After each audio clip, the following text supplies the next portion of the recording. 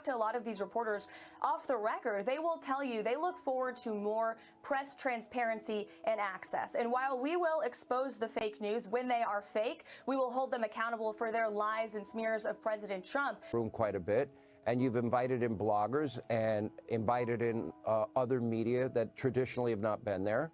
But I would go back and say that most of the mainstream legacy media, they were wrong on FISA, they were wrong on Russia, they were wrong on the case in New York. CNN censored me today because they can't handle the truth. And they have been pushing lies about President Trump since he stepped into the political arena 8 years ago. They propagated the Russia hoax. They helped the Biden campaign censor the truth about the Hunter Biden laptop story. They pushed the Charlottesville hoax that a far-left outlet. Another day, another press briefing turned into a battlefield. At this point, we should probably start keeping score. This time, it was Karoline Leavitt versus Kaitlan Collins. Now, if you've been paying attention to these briefings, you know the dynamic. Reporters push for answers, press secretaries push back, and somewhere in between, we're supposed to find the truth. But this exchange, it was a full-blown clash over who's really telling the truth and who's spinning the narrative. Most states, this is certainly within the confines of the law. So White House counsel's office believes that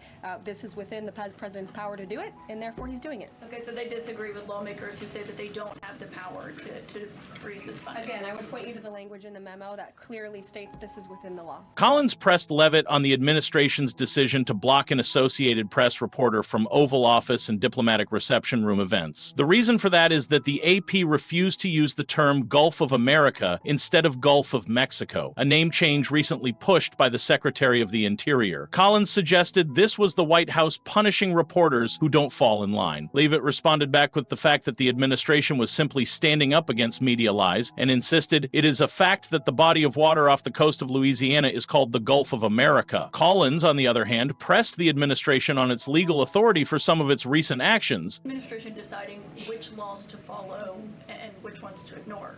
So it is the belief of this White House or the White House counsel's office that the president was within his executive authority to do that. He is the executive of the executive branch, and therefore he has the power to fire anyone within the executive branch. But that was not the only exchange between them. Another time, Kaitlan Collins came in with some pointed questions about the administration's recent decisions, specifically freezing federal funds and firing inspectors general. She pushed the idea that these moves might not be legally sound, basically implying that the White House was overstepping its authority. There's also a case that went before the Supreme Court in 2020, Scala Law LLC versus the Customs,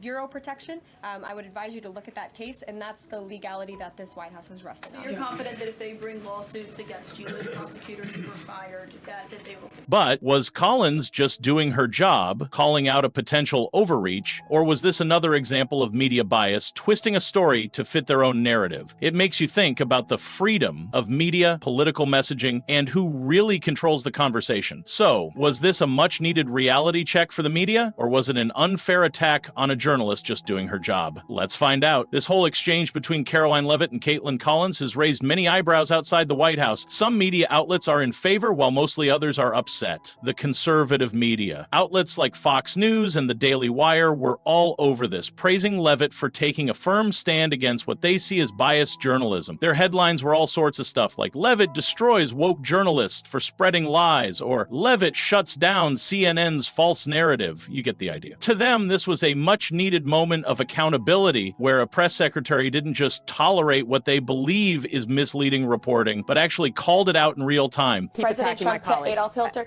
Ma'am, I'm going to stop this interview if you continue to attack my colleagues. I would like to talk about Joe Biden and Donald Trump, who you work for. Yes. If you are here to speak on his behalf, I am willing to have this conversation. Now, flip over to liberal media, and you get a very different story. CNN, unsurprisingly, and other mainstream outlets focused on how this was an attack on journalism. Their angle was simple, that Collins was just doing her job, asking tough but fair questions, and Leavitt's aggressive response was part of a broader pattern of shutting down the press. Some articles framed it as a warning sign about press freedom, suggesting suggesting that the White House is selectively engaging with reporters who align with their messaging while being combative with those who don't. And then there's social media. Some people saw this as a major win for transparency, celebrating Leavitt for shutting down what they felt was another attempt to twist the narrative. But there were other people who were genuinely concerned, arguing that if the administration keeps calling out journalists like this, it could discourage real press scrutiny in the future. This whole situation is a part of a much bigger conversation about how the White House handles the press and how journalists respond. Karoline Leavitt's approach is getting a lot of attention, especially when you compare it to how previous press secretaries handled these moments. Outlandish comments like that to the media. If I may, one more. Yes, Lindsay. Go back to the plane crash for one. Can you go back to the plane crash for just 1 second? You're interrupting your colleague, but sure. Sorry, I thought you called on me. I called on Lindsay.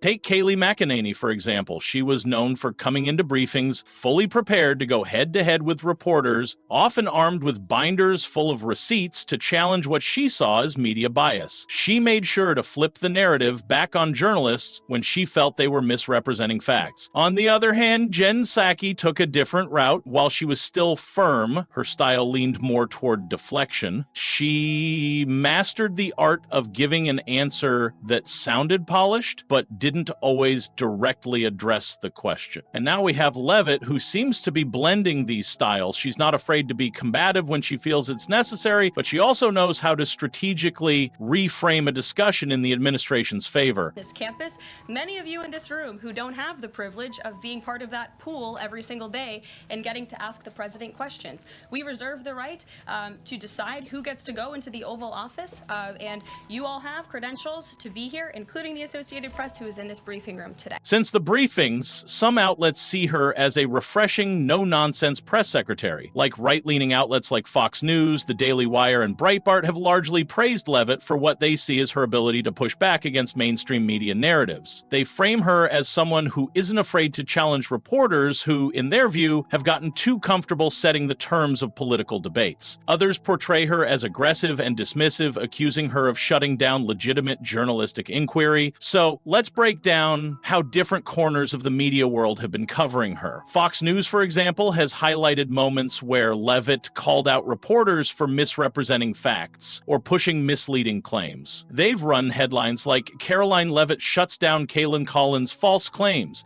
and White House Press Secretary schools CNN reporter on legal authority. The Daily Wire took it even further, framing her as a breath of fresh air in the press room, comparing her to Kaitlan McEnany and calling her handling of the media a much-needed change from previous press secretaries who allowed reporters to dominate the narrative. Even other conservative personalities like Tucker Carlson have praised Leavitt for holding the media accountable, arguing that she's doing what more Republican officials should be doing, calling out what they see as the media's long-standing liberal bias. Ben Shapiro has similarly defended her, stating that the outrage from journalists is proof that she's doing something right. Karoline, you know, I read this report from Media Research Center that there's been 96% negative coverage from the broadcast networks of Trump's cabinet picks, and yet polling shows a majority of Americans support them. MSNBC has echoed this sentiment, with commentators suggesting that Leavitt is part of a broader strategy by the administration to reshape media access and control the narrative more tightly. They've accused her of using press briefings as a stage for political theater rather than a forum for transparency. The Washington Post, in its editorial section, has described Leavitt as combative to a fault, warning that her attitude towards the press could have long-term consequences for White House media relations. Podcasters and YouTubers have also weighed in. Some, like Tim Pool, argue that Leavitt is simply playing the same game that the media has been playing for years, and now that reporters are getting pushback, they don't like it. Others, like Breaking Point's co-host Crystal Ball, have criticized her for being too performative and focusing more on winning sound bites than actually answering questions. Now you get why all of this is necessary. It is important to surround yourself with facts, figures, and knowledge so you can figure out how, what, and why everything is happening in politics. You just don't elect a president and give them the string to your life saying you trust them. It's good to trust people, but as long as you know the facts, what they are doing is doing it for you. At the end of the day, this debate isn't going anywhere. As long as Leavitt keeps making headlines, expect these same divisions to keep playing out across different media platforms. Very upfront in my briefing on day one that if we feel that there are lies being pushed by outlets in this room, we are going to hold those lies accountable. And it is a fact that the body of water off the coast of Louisiana is called the Gulf of America. And that brings us to the real debate here. Is this about holding the press accountable, or is the White House trying to control the media narrative? Because depending on who you ask, you'll get very different answers. Supporters of Leavitt say she's just calling out biased reporting in real time, making sure misinformation doesn't spread unchecked. Critics argue that this administration is pushing for a more controlled press pool, one that favors outlets and reporters they're comfortable with while shutting out those who ask tougher questions. So what happens now? Will journalists start changing their approach in these briefings? If reporters think there's a chance they'll be publicly called out or even ridiculed, they might either become more careful with their wording or, on the flip side, even more aggressive to avoid looking weak. And what about Leavitt? If this kind of confrontation gets a positive response from the administration's supporters, we might see even more of it. Either way, this moment has set a tone. Whether it's a win for truth or a sign of increasing press restrictions, well, that's the debate we're in right now. Where do you stand? Let us know in the comments section.